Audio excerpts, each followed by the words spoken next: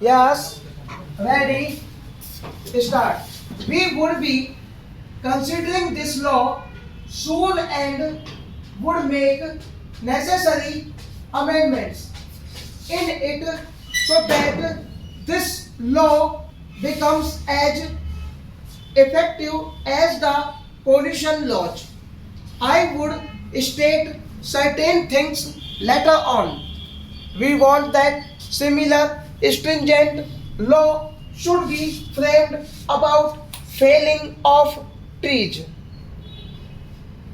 Also, along with this, I think that unless pupils' cooperation is there and until it takes the form of a pupils' movement, it will not yield the desirable results. I respect the opinions of the honorable members and feel that their feelings are very good and they have offered some very good suggestions. I would cite an example of the golden times to emphasize the importance, recognition, and respect that our ancient sages gave to the forests.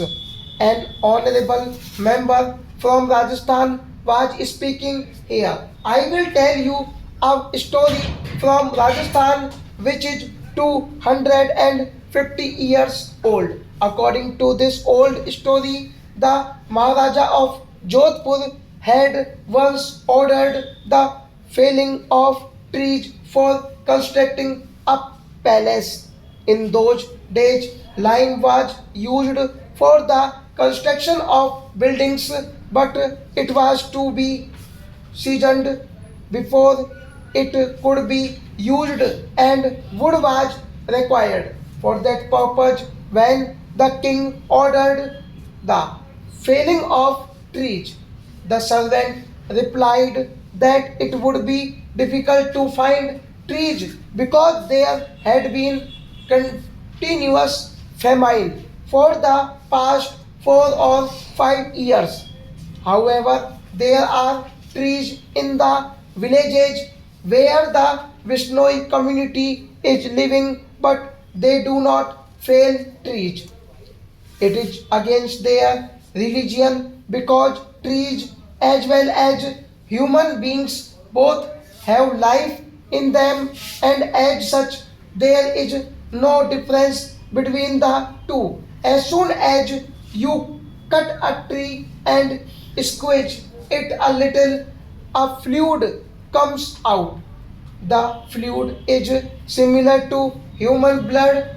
Therefore, it is a religious belief that felling a green tree is as sinful as killing any other form of life.